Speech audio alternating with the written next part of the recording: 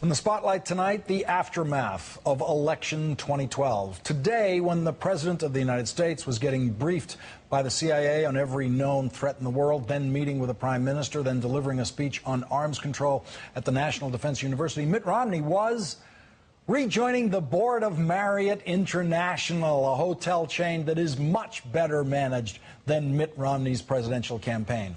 In an article that should have been titled, "Mitt Romney is Human After All," the Washington Post reports today that, quote, Romney's rapid retreat into seclusion has been marked by repressed emotions, second-guessing, and perhaps for the first time in the overachiever's adult life, sustained boredom, according to interviews with more than a dozen of Romney's closest friends and advisors.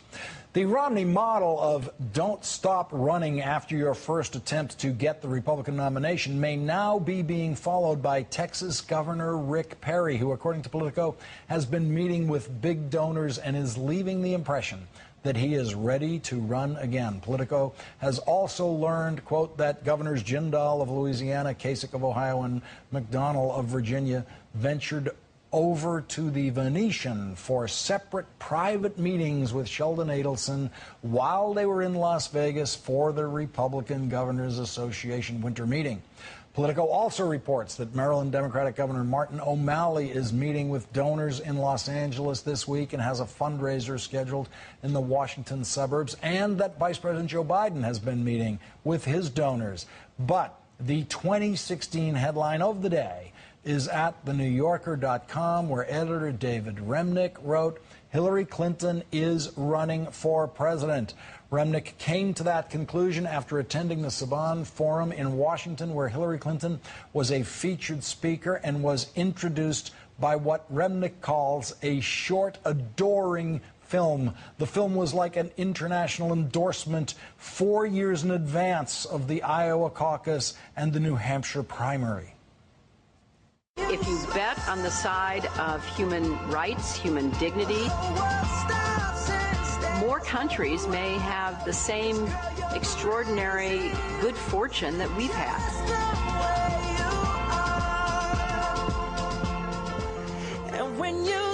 As someone who knows a thing or two about political comebacks, I can tell you, I don't think we've heard the last of Hillary Clinton. 'Cause girl, you're amazing, just the way you are. I just have an instinct that the best is yet to come. Joining me now, the Washington Post's Philip Rucker and Jonathan Capehart. Jonathan, there's nothing campaign-like about that video at all, is there? No, come on. She's leaving her term as Secretary of State. She's arguably been one of the best that we've had in a while. She's loved by clearly lots of people around the world, particularly foreign leaders. And so there she is at this forum filled with friends of hers. And so there's a tribute video for her saying, you know, job well done, you're terrific. And just a couple people saying, oh, who knows what's next for her? Well, of course, who knows what's next for her, because she's a young woman who's going to hopefully take some time off, put her feet up, and relax for a little bit before entertaining ideas about 2016 when we're still in 2012. Well, the Hillary money people that I talk to tell me the decision has been made. It's underway. David Remnick is right. But Philip Rucker, your piece today about Romney life after the election does not read like there's much fun in Romney world these days. Well, he's trying to have a little bit of fun. He's been seeing a lot of his family. Remember, he has 18 grandchildren and 5 sons and all of their wives. They've been cycling in and out of that beach house in La Jolla, which, by the way, is not yet under renovation. Those plans haven't begun yet. But he's at home. He's trying to figure out what to do with his life. It's the first time since he was in college that he hasn't had a plan. He hasn't had a company to run or a campaign to run or a job to fill. So he's trying to figure that out. We saw the first step today with that Marriott job, but he's also looking at doing some sort of a charitable endeavor or a public service component of some kind, although certainly not elected office anymore. Philip, your piece says today, by all accounts, the past month has been most difficult on Romney's wife, Ann, who friends said believed up until the end that ascending to the White House was their destiny. They said she has been crying in private and trying to get back to riding her horses. Jonathan, given the way you saw the character of Ann Romney unfold during the course of the campaign, what's your reaction to that? Well, I wrote about this today. That paragraph was of all the juicy tidbits in Philip's story, and great work, Philip, on your story. But that was the one that leapt out at me because it struck a familiar tone. We've heard that same tone, this one of presumptiveness, one of I can't think of the word right now, but where there are three instances that people will point to where that paragraph. We saw it come before. One was when she had the interview with the Iowa radio station where she said to Republicans complaining about her husband, remember she said, "Stop it, this is hard.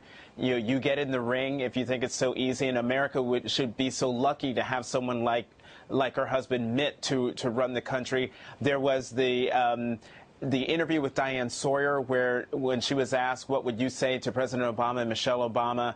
And she concluded her remarks by saying, well, first she said, it's Mitt's time, and then ends her remarks by saying, it's our turn.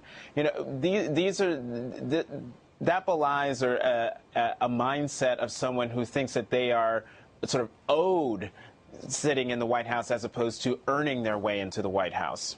Philip Rucker, please explain to me and the nation how the Romneys could have been convinced to a certainty that Mitt Romney was going to win this election. I mean, even if all the polls showed him in that position, which they didn't, but even if they did, the votes still have to be cast. There is still some suspense in election night.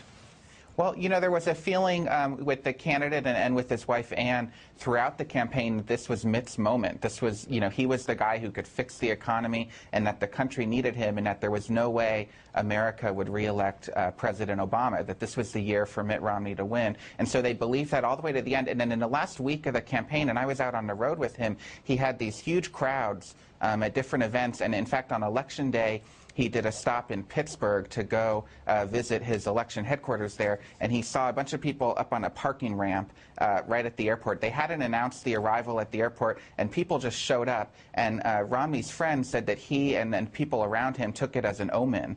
They thought that was a sign that he was going to win, and indeed they thought all the way up until the networks called the race on election night that he would be the winner.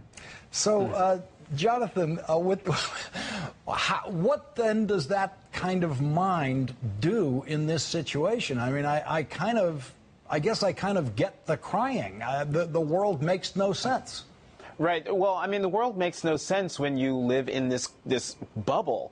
Where, I mean, just imagine, remember what was happening over on Fox News on election night, how they couldn't believe what the rest of the country saw happening for weeks, if not months.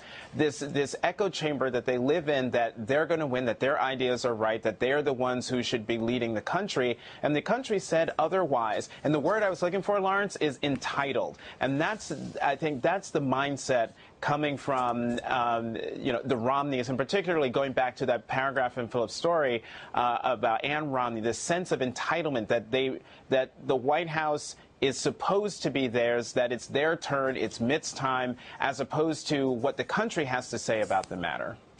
Philip, I think we have every right to expect that Mitt Romney will fade into the kind of oblivion you fade into after one of these losses. I don't think he has any chance of being even as prominent as Bob Dole was after he lost the presidency in 1996.